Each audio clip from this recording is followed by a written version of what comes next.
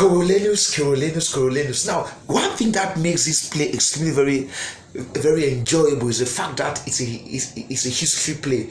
The last history play that Shakespeare wrote about the Roman Empire, and especially about the tragic Roman hero Caius Marcius, aka Coriolanus, which means victory at Corioli. Now, Coriolanus is a play that is extremely very intriguing, and it saps all the energy from us, because the conflict in it is just something else. Is on another level. Now, when Coriolanus opens up in Act 1, we observe that there is already a conflict. There's already a conflict. Oh yes, there's a broad conflict. I don't want to start talking about Caius Marcius. We are going to bring in him later on. But then when our play opens up, there is a riot in the streets of Rome. There is a mutiny in the streets of Rome.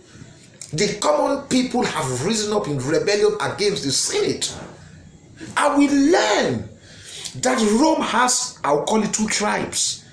Oh yes, the haves and the haves not.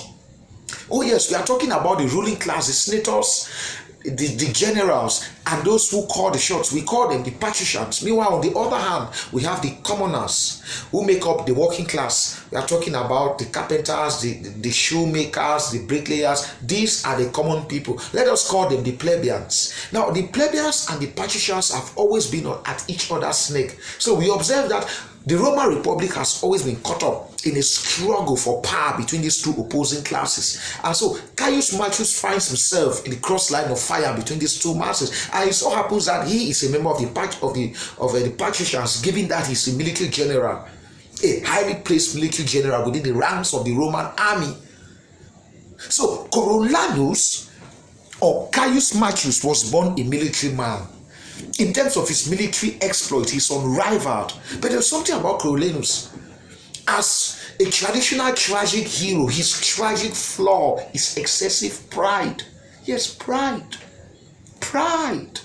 They say pride comes before a fault. This guy just don't know how to control his tongue. Just doesn't know how to zip it. That's Coriolanus. That's Coriolanus. So when our play opens, we encounter the plebeians in the streets of Rome. They have rose up in a rebellion, demanding food, grain. Because when our play opens up, we learn that Rome is experiencing famine, hunger, starvation, and those who suffer the most are those down there in the lower echelons of the social ladder, the plebeians. And so they feel that they have been poorly treated. The tribunes have stored up all the grains for themselves. They've stored up excessive grains for themselves while they are starving. While they are starving, and they will not have it. So they have come out in the streets to protest, demanding that food or grain be given to them. That they must distribute grain at their own rate or prices. And that is where they encounter Menenius Agrippa. Now, Menenius Agrippa is an elderly person, an elderly man, and a close friend, a confidante to Caius Marcius, very close friend of Caius Marcius, and he too, of course, a member of the patricians. So he meets these people and he tries to dissuade them. He engages them in a very intensive conversation where he dips in from his persuasive powers to convince them to go back home. He makes them understand that the Senate, the patricians, are doing them a favor to guide and provide for them.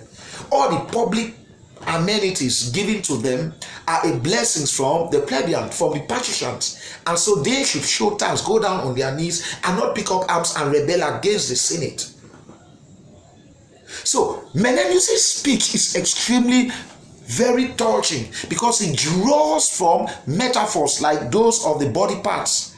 He uses the Senate as the belly, and then members of the plebeians, those who are striking, the mutinous plebeians, he calls them the other parts of the body that rebels against the belly that keeps all the food. So for Menenius Agrippa to be able to tap into all these metaphors tells us that he's an extremely very intelligent person. He's very good with words and extremely very persuasive too. That draws a contrast between him and Caius Marcius or Coriolanus. While Coriolanus is hot-tempered, he's not diplomatic in the way he approaches the plebeians.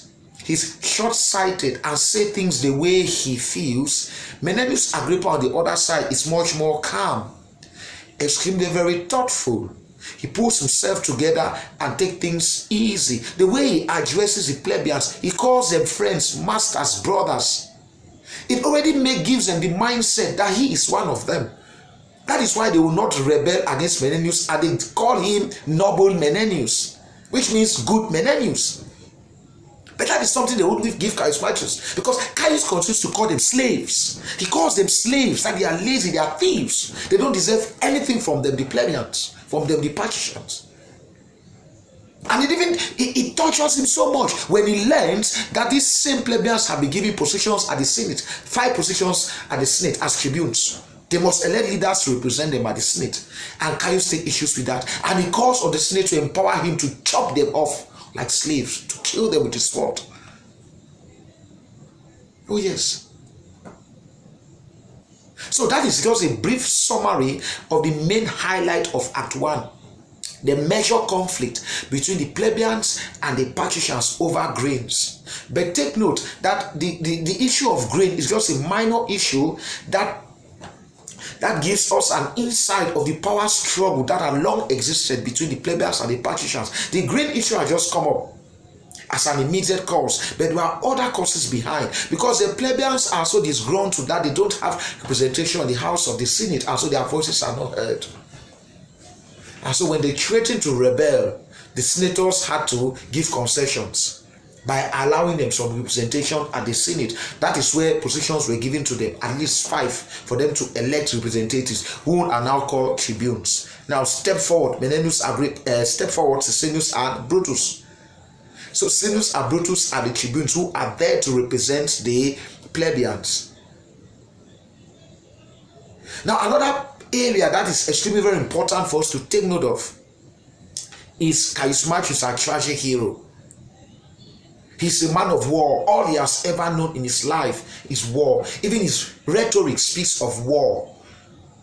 He doesn't know any other way of resolving issues apart from the sword. So this explains why he finds it very difficult to win the people to his own side.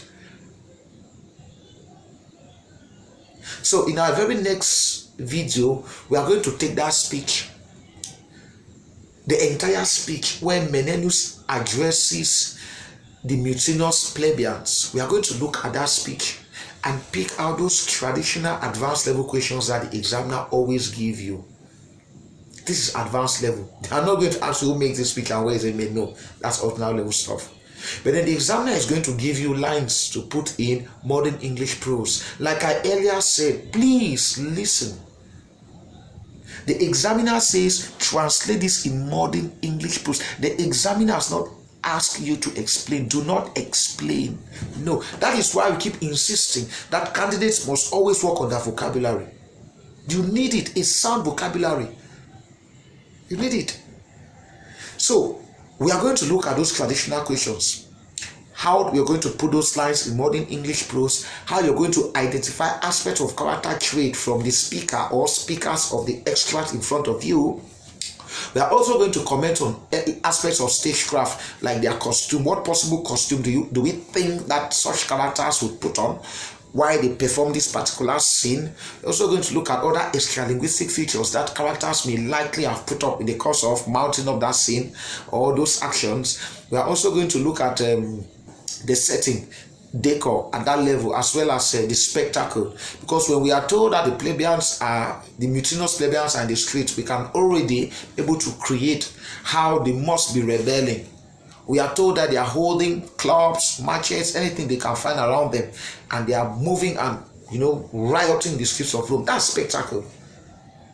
That's spectacle. It's very, very thrilling. It generates much excitement in the hearts and minds of the audiences, because we are discussing drama and theater art. So aspects of stagecraft is very key.